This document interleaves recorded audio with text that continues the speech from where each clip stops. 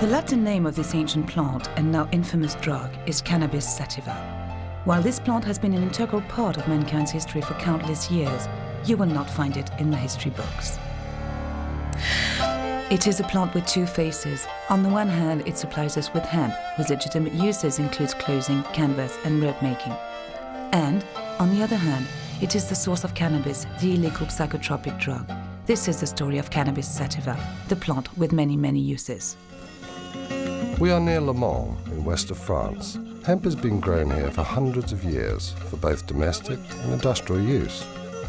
Farmers here still use the traditional method of processing hemp, known as water retting. The stalks of hemp are extremely tough and resistant to rot, which is why it was traditionally used for ropes and canvas. Once harvested, hemp is left to soak in water before it is laid out into the fields to dry, so that the tough fibres may be more easily separated from each other. Even today, hemp fibres are broken down by hand, although an experienced hemp breaker can break from 100 to 200 pounds of hemp a day. This method still adds to the production cost.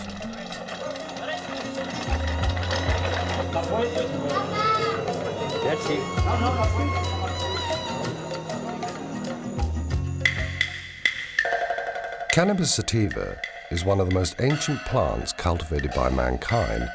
Hemp processing was already developed in China 8,000 years before Christ was born. Hemp was first harvested for its seeds, a rich source of amino acids used for food. Then it was discovered that by breaking the stalks, they could use the fibers to make paper, as well as fishing nets and up to 5,000 hemp-related products, including, of course, textiles. The ancient Chinese called their country the land of hemp and mulberry. Mulberry leaves were used to feed silkworms, from which was produced the precious silk that only the rich and powerful could afford. Everyone else wore hemp clothing.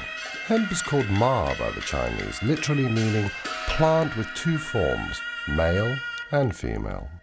Hemp was also the first crop to be grown for use in war. The Chinese had originally used bamboo to make bowstrings. Then they discovered that the hemp fiber was stronger and lasted longer. Imperial decrees ordered that certain areas of the land would be exclusively used to grow hemp. An ancient legend says that hemp paper was discovered by Sai Lun, a scribe and eunuch of the imperial court.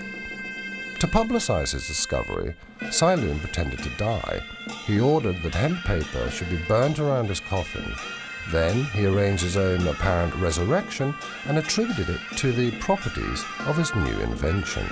Ever since, hemp has been an integral part of the Chinese funeral ceremony known as Wu Fu, or the 5 levels of mourning. This code lays down, among other things, that the family wear different hemp clothes corresponding to their relation with the deceased. The Chinese jealously kept the secret of papermaking for centuries. It wasn't until the 5th century that this knowledge was passed on to other countries, finally appearing in Europe in the 8th century.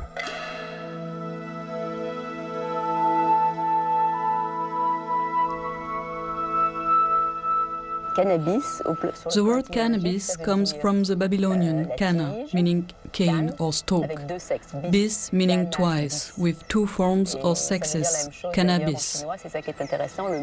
Interestingly, it has the same meaning in Chinese. The word ma is a word from a completely different culture, yet it means exactly the same. Ma means the plant from which we take the fibers and which has 2 sexes. For good hemp, you have to look for rich, strong fibers, and these attributes are most marked in the male plant. The female plant, on the other hand, is a plant used in smoking, because all the psychoactive substances concentrate there. It is a plant with 2 sexes, 2 attributes. This is something completely fundamental.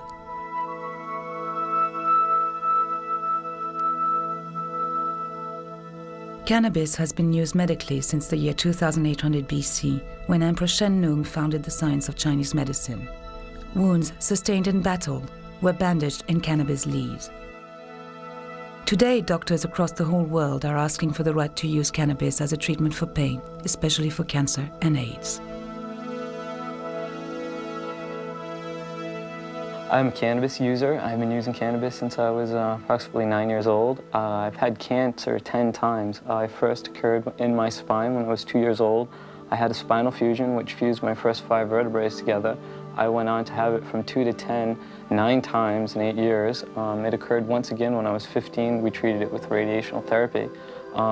Through the years, I've gone through radiational therapy, chemotherapy, and numerous forms of surgery. And I stumbled upon cannabis once after radiational therapy use. It alleviated my dizziness and nausea, just the secondhand smoke, and it also increased my appetite. And right now, I go around the world and I try to teach people about cannabis and its benefits and its usages, because I found it so beneficial in my situation.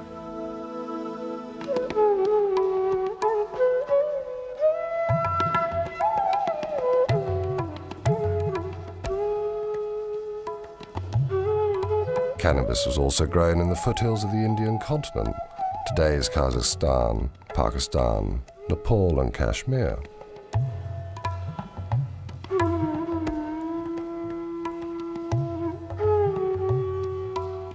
Having gathered the hemp harvest, Indian farmers used the water rotting process to break down the fibers, from which they made hemp flour, porridge or even popcorn.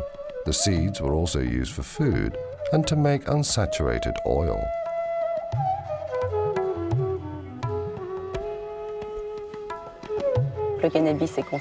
Cannabis is dedicated to Kali, the Hindu goddess with 2 faces, destruction and reincarnation.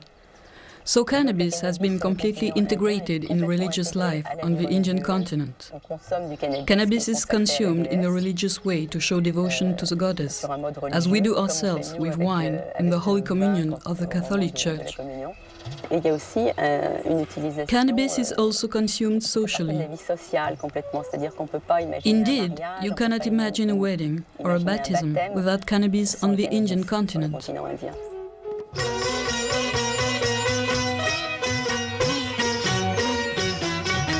Hey man, try some of this. It's absolutely dynamite. Oh yeah?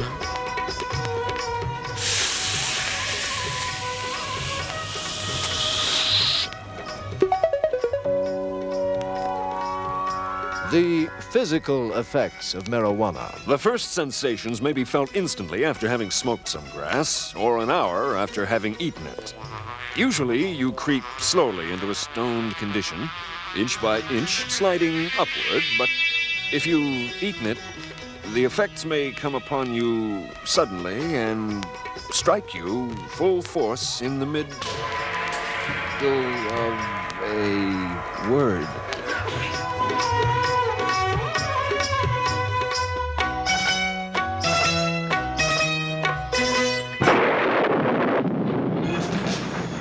In the 3rd century AD, the Roman Emperor Gallian encouraged cannabis use, which he thought would make his people happy. In a declining empire, the Romans turned increasingly to the Oriental gods, Mithras and Zoroaster. Christianity was gaining ground, partly because it incorporated elements of these Oriental religions, but not the use of cannabis. The Roman Empire really went to war on hemp. The Roman Empire provides a very good example of the importance, the strategic importance, one might say, of hemp in any society in history. The Romans had hemp arsenals either side of the Alps. They had one in Ravenna and one in Vienna. And the procurator of hemp was a very important position in the Roman hierarchy. That is not to say that hemp was only used by the Romans to make war with. It had its place in all the aspects of hemp and all the aspects of fibers that you can imagine that it would have, i.e. it figured in clothing, shelter, food, defense, aggression, and medicine. Later on, Christians associated cannabis with the devil, and its use was supposed to be part of the satanic ritual. By 1484, Pope Innocent VIII declared that smoking cannabis was sacrilegious, and he promoted wine as the only Christian holy sacrament. It seems that knowledge of the psychotropic properties of the plant had been lost, at least as far as official science was concerned. It became a hidden, secret knowledge. Only people who really had a good knowledge of plants and their healing powers continued to use the plant. And having a good knowledge of plants at that time was not generally a good idea, because such people were thought to be witches. They were called witches because they knew about things that ordinary people didn't know about and didn't understand. It was only in the 9th century that hemp cultivation was encouraged again by Charlemagne. In the monasteries, monks wrote their manuscripts on hemp paper by the light of a hemp oil lamp. In 1945, Gutenberg printed the first Bible. It was printed on hemp paper.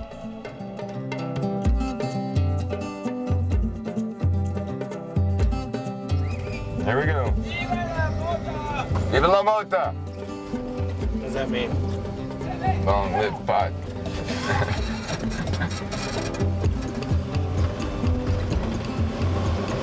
I have a good background and good education. I have 10 years of college, master's degree in biology, and 4 years in the School of Public Health at UCLA. So I started putting together a museum. Slowly people started giving me things they thought were hemp, and I looked around and found things that were historical. There was a can of hemp seed oil varnish here, and hemp Bible there that I've accumulated, 100-year-old flag, and so on. This is an ongoing educational process. I'm learning every day more and more things. People tell me things about hemp while I'm at the museum, so it's very instructive. My mother's a good example. When I learned the hemp stuff, I came to her and told her, and she says, no, couldn't be the same plant. I know what hemp is. She's in her 80s now. I said, sorry. And gave her the book, and she's a believer now.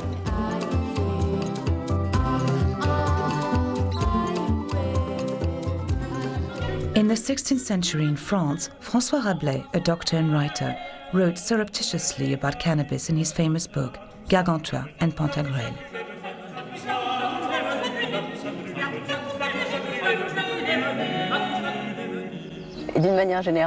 He appreciated cannabis so much that he called it Pantagruelion after his hero Pantagruel. Cannabis, for Rabelais, is Pantagruelion. And this plant has such wonderful properties, as he said, that if plants were to choose a king, in his words, a king of the woods, they would have chosen cannabis to be the queen of plants.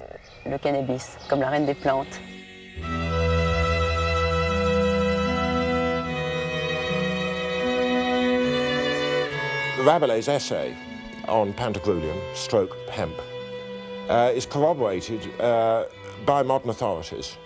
In particular, I could cite a noted French historian called Pierre Goubert. He was quite convinced that the marked increase in prosperity in the late 16th and 17th century in Western France was due, not exclusively, but primarily to the organisation of the hemp and flax industries.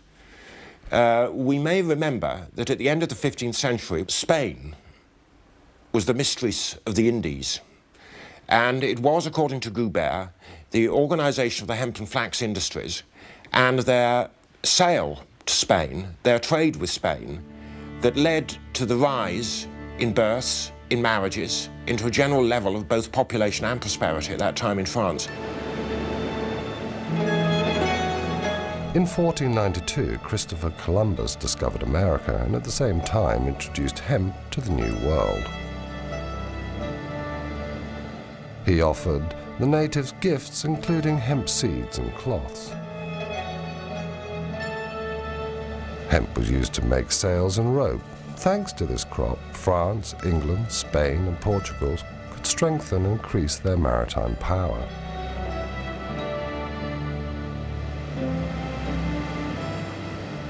In 1620, the Mayflower brought the Pilgrims to conquer America. In the hold, it also brought hemp seeds.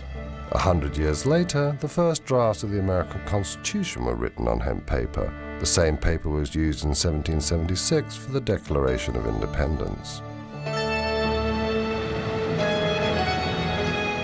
Cannabis seeds were now also brought into America by the African slaves.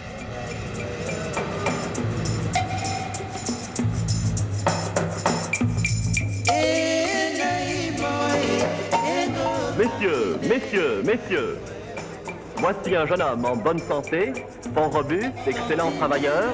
400 piastres. 500 piastres. 600 piastres. The Africans were captured in their own country to be used as slaves in America. They arrived without clothes and were given rough hemp clothes to wear. That was a traditional prison uniform.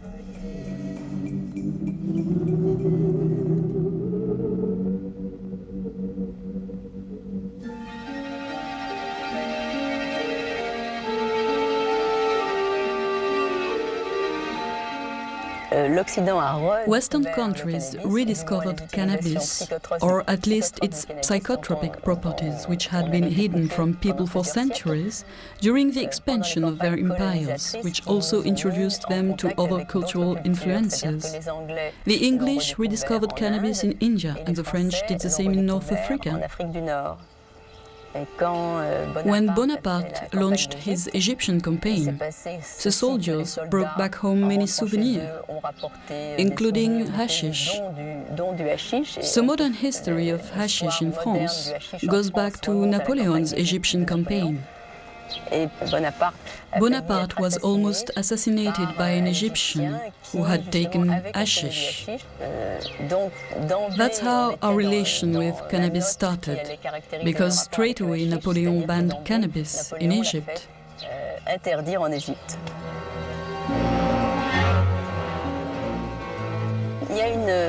For a long time, there has been this theory in France. You can still hear it sometimes said, that the word assassin is derived etymologically from the word hashishin.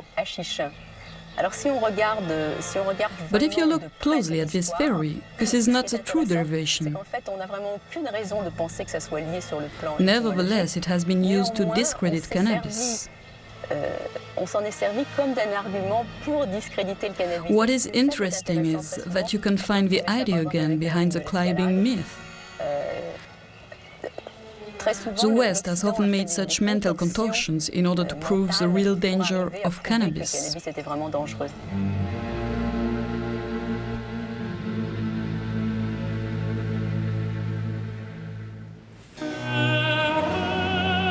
England has been using hemp as a strategic material for centuries. At the beginning of the 19th century, ropes and sails for ships were exclusively made from hemp, but 90% of this hemp was imported from Italy and Russia. The United Kingdom was seriously worried about maintaining its hemp supplies during the expansion of the Napoleonic Empire. King George III of England decided to increase the cultivation of hemp and to develop its production in the seaports along the south coast of Britain.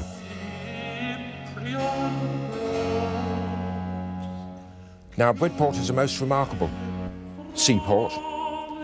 It has been making, growing, manufacturing hemp, flax, sailcloth, ropes, twines, nets of every conceivable description since time out of mind.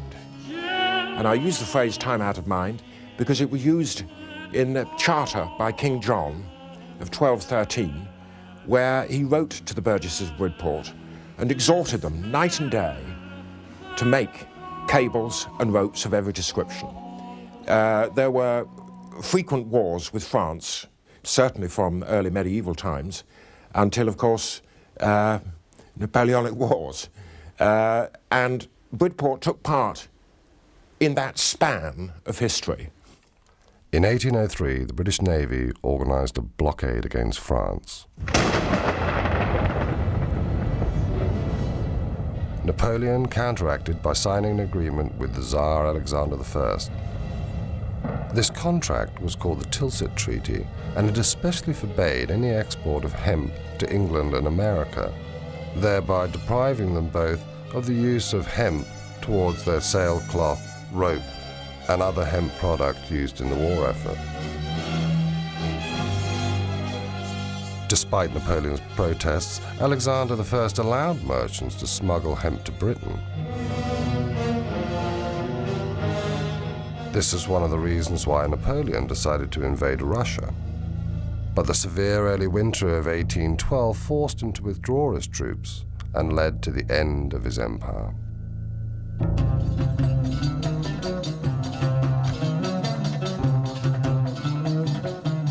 In the early 19th century, in Europe, the mysterious East became the latest rage, as did cannabis smoking. The Oriental wave influenced styles of interior decoration, clothing, and travel abroad.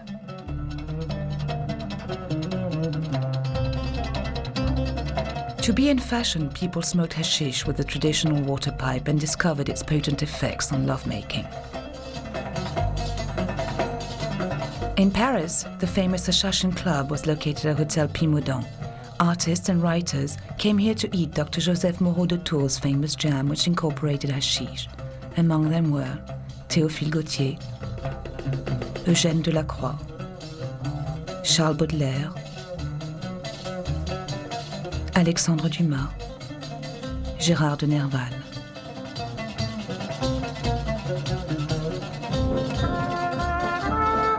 Queen Victoria also used hashish. She used tincture of cannabis, a popular method for alleviating period pains. She was also prescribed morphine or laudanum, another popular remedy for many complaints. In Amsterdam, cannabis, which had been imported from the Dutch colonies of South Africa since 1660, was smoked in coffee shops, a tradition that has survived until present day.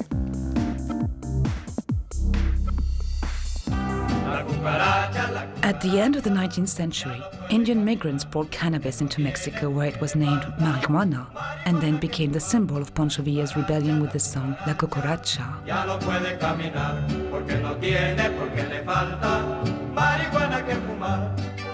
Mexican farmers on their side copied the Indian water retting process to prepare the fibers. They made every kind of product, from hats to bags and carpets.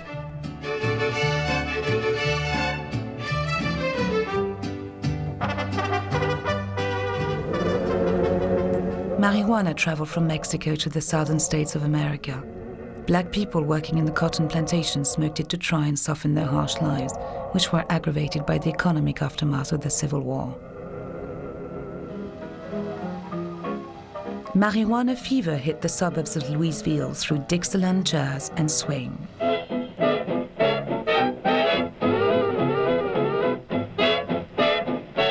Marijuana was known in America as reefer or grass. Within a few years, reefer songs spread widely from the music clubs which had appeared everywhere where the immigrant black community settled. Have you ever met that funny reefer man? Have you ever met that funny reefer man? Along with new developments in the hemp industry and a growing awareness of the dangers of alcohol, marijuana began to be the subject of interest in the corridors of political power. In 1911, New Orleans and then Louisiana and Mississippi and a couple of states along the Mississippi River outlawed marijuana. Meanwhile, alcohol was increasingly being seen as a danger to society. American women lobbied for alcohol to be banned. They succeeded with prohibition, which led to illegal speakeasies, the proceeds of which enriched criminals and resulted in violence and gang warfare. Alcohol was legalized again in 1933. Then all of a sudden alcohol was becoming legal again, and all these agents didn't have anything to do, and Harry Anslinger thought, well, we should have a law against hemp, and so did William Randolph Hearst, and so did DuPont, and the three companies got together, and other people claiming the cotton industry joined in to outlaw hemp because it was making a huge comeback. And the reason it was making a huge comeback is that it took 200 to 300 hours to plant, harvest, and make ready for fiber, acre of hemp.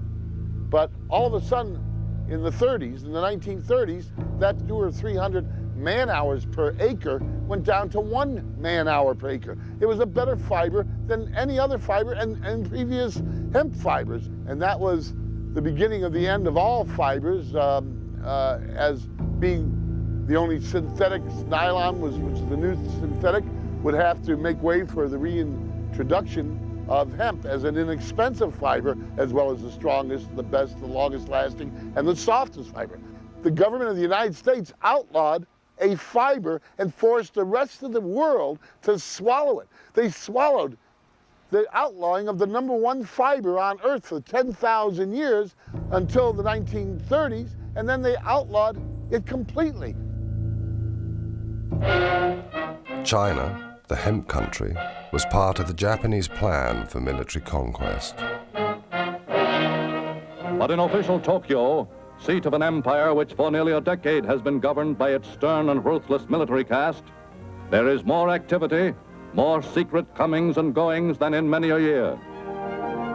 The little men who command the world's third largest navy see in the South Pacific the richest of all colonial prizes. The Philippines, a group of 7,091 Pacific islands which, still under the protection of the U.S. flag, constitute the only major hazard to Japanese plans for new conquest in the war year of 1940.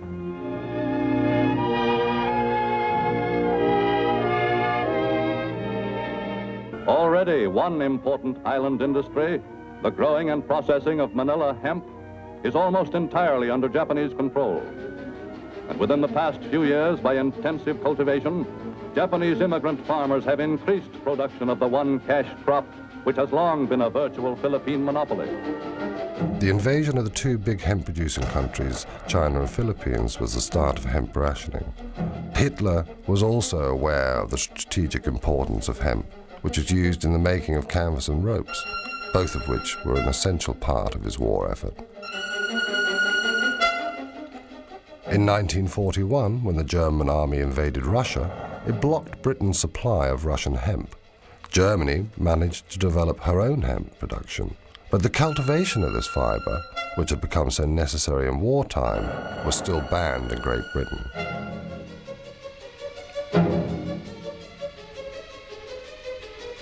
In 1942, the German troops reached the center of Russia. The land continued to produce hemp, which enabled Hitler to move confidently to the next stage of his plans for the Reich. To safeguard its own supplies of hemp, Great Britain urged India to increase production.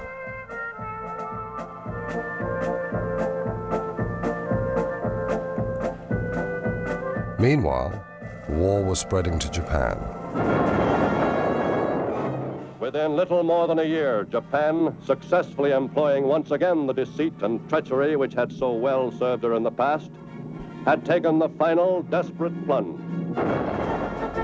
When Japan bombed Pearl Harbor, forcing the United States of America to declare war, Americans realized they were cut off from their hemp supplies. The U.S. Navy was totally dependent upon hemp for rot-resistant ropes for their ships and for many other components. The American government then decided to redevelop their hemp industry. Marijuana was legalized again and farmers received seeds. A propaganda film called Hemp for Victory was then made to encourage this war effort.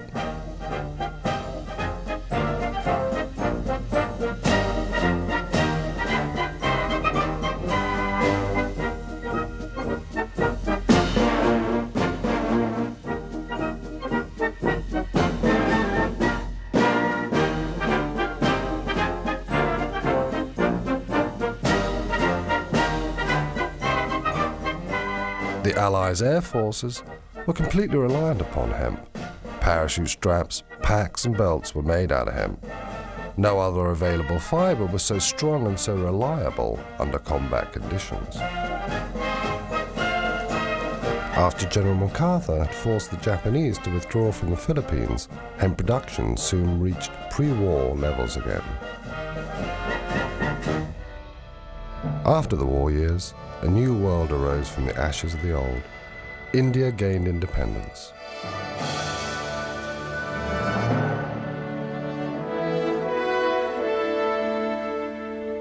Thanks to automation, India doubled its hemp production and increased its exports to America and the rest of the world. In peacetime, the United States once again banned the cultivation of hemp and cannabis, but at the same time imported millions of tons of hemp during the post-war economic boom to supply its industries. For this is the Port of New York, a sprawling pattern of activity covering more than 1,500 square miles. Its 650-mile waterfront, an ever-changing mirror reflecting the work of the world and its needs and tastes. Grain from Canada, and fish from Portugal and Norway. Tires from Akron, and hemp from India.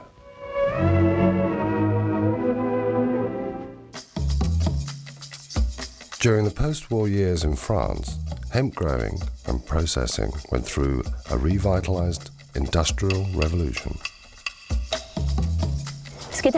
What is interesting to underline is the fact that in France hemp culture went on in spite of American prohibition. While prohibiting marijuana in the USA, they prohibited hemp too, and so you couldn't grow it anymore. In France, hemp growing went on. France was a very rural nation at that time, and remained so until the 50s. They continue to cultivate hemp there today. What happened was that synthetic fibers went on to become a huge development. And even in France, in a country where hemp growing was still legal, hemp began to widely decline, until the hemp textile industry finally died at the end of the 60s. In the 60s, hippies began a worldwide movement calling for the legalization of cannabis. English and American rock stars encouraged people to smoke it. The Beatles, led by John Lennon, turned England on by singing openly pro-cannabis lyrics.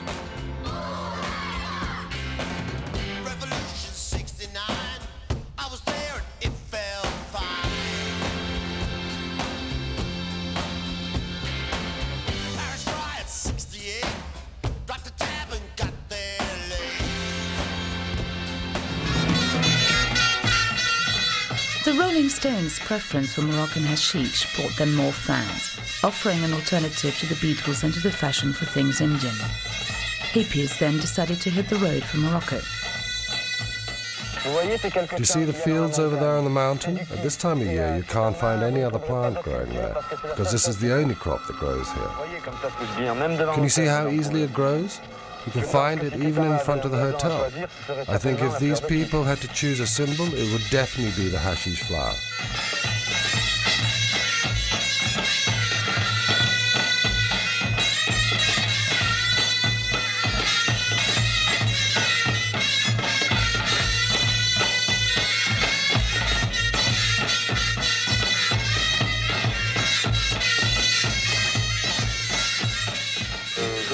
I think they grow here at least 10 tons of hashish a year, so there must be other people than hippies who buy it.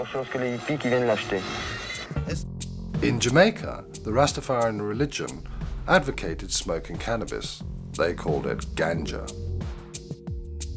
Herb is the sacrament of the Rastafari Church, and basically through studying the Bible, we understand that it's there for the healing of the nation.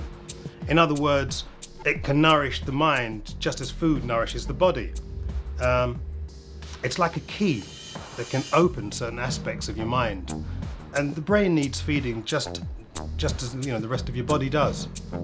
But for me personally, it seems to tune you into a certain wavelength that you can't reach without it. Although I do understand that through certain meditations, one can achieve these heights without smoking herb or taking any other drugs.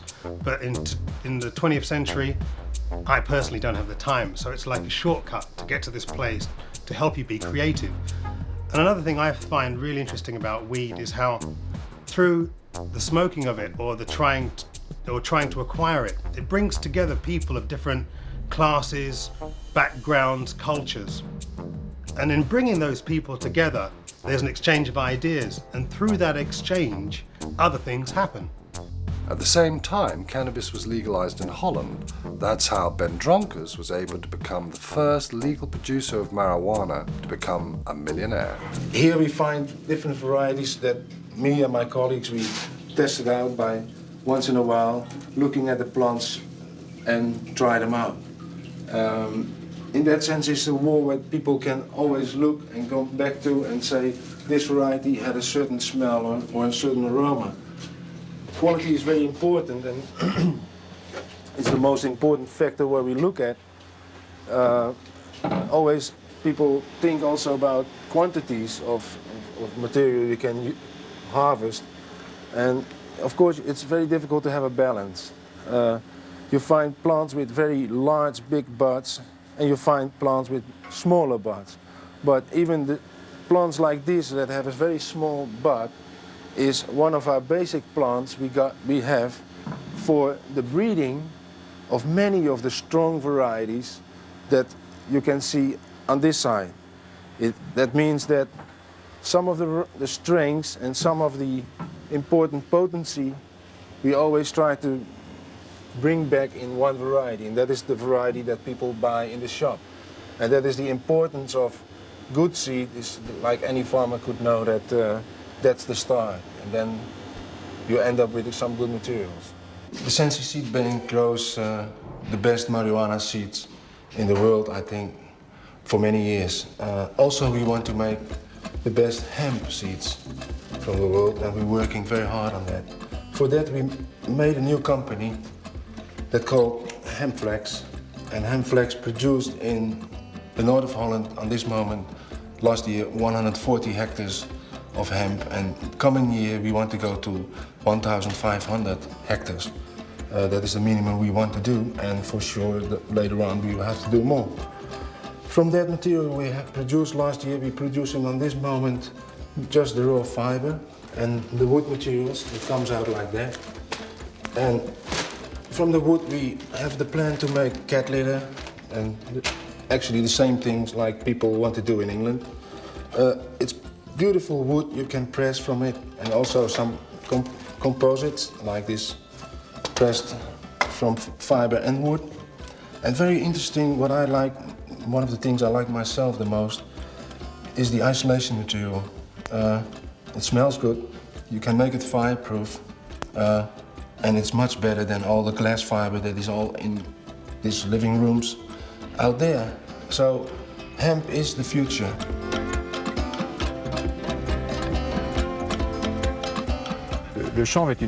Hemp growing depends directly on contracts. We have to sign first a contract with an industrial society through our Hemp Producers Federation. At this point, it becomes possible to grow hemp.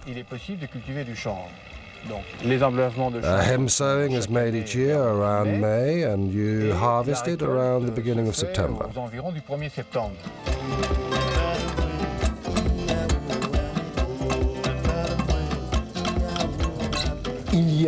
In Le Mans in France, they produce hemp seeds which contains a very low toxical agents level. Hemp legalization is very precise and obliges producers to use varieties which have been tested and contain no drug. They must have not only a strong agricultural potential, but a very low THC rate too.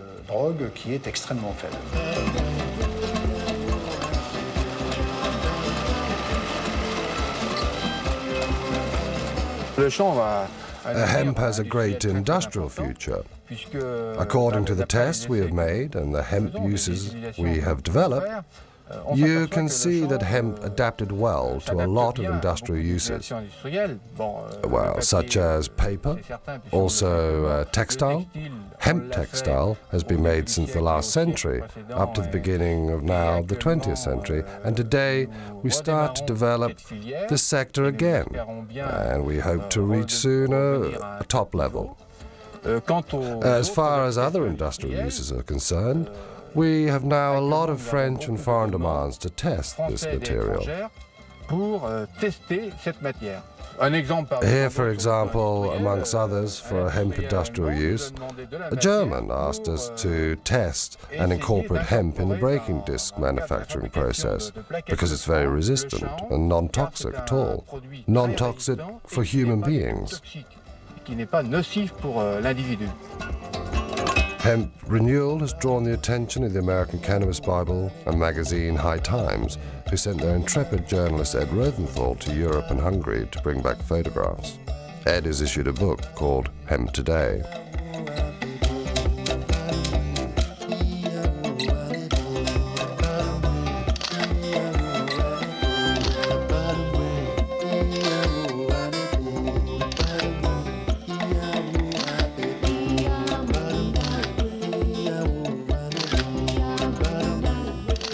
The hemp revolution had grown, and by 1992 the British media announced the first legal hemp harvest for 70 years in England.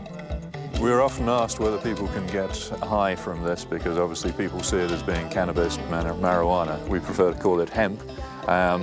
One of the things we had to convince the Home Office before they issued us the license was that we would be able to comply with current European law, which says that you must not grow varieties which have got more than 0.3% THC. Which is the cannabinol in the plant. And obviously we have been able to convince them with our trials in previous years that the varieties are totally safe. They have checked up on these crops, they've sent inspectors around, samples have been taken to check, and you can get no satisfactory effect from smoking any of this crop. Or if you smoke the entire 50-acre field behind me, you would get a very big headache that would do yourself no good at all. At the first International Ecological Festival in Frankfurt, March 1995, the green activists are successfully promoting hemp culture. The International Hemp Association was formed in 1992. We're based in Amsterdam in the Netherlands. And this group was formed primarily to facilitate communication between the various groups, sometimes factions, within the hemp world. We're a non-political organization. We try to be an impartial liaison between all sorts of factions involved with the cannabis world, whether they be involved with medical use, textile use, oilseed use, any of these various uses for hemp. Near the conference, a commercial exhibition shows the possible benefits of hemp and cannabis. Since the legalization of cannabis use in March 1995 in Germany, hemp has become fashionable in the small world of the ecological producers of this country. It's 100% natural cosmetic done of the basis of hemp oil. For example, we make this shampoo. It's a composition with hemp soap and the hair balm that they use it in combination with the shampoo, the best results gives. We have a perfume since more than 1 year in the market, a lip balm, care cream, and the soft soap. A real fashion began with the issue of this book on hemp. Hemp has become so popular in Germany that the market today is very good for us. Some of our textiles come from Eastern Europe, from Hungary, Romania, very few from China because we are not yet satisfied with the quality. And we have also our own textiles directly produced here in Germany. I hope it will soon be legal to grow hemp in Germany, because a lot of European countries already do it. We still have a very strong bureaucratic system in Germany, and for this reason we are not yet allowed to grow hemp. But I think hemp growing will soon be legalized here too. Evolution attempts to get more hemp grown, produced, and sold all around the world, and we do that in a variety of ways. Our pride and joy, the project that we take the most satisfaction in, is the development of the first hemp jeans, the first 100% hemp blue jeans since Levi Strauss first made them in the 1860s. Hemp seeds and oil are increasingly used in cooking. In Switzerland, a cookery bestseller includes 22 recipes based on hemp.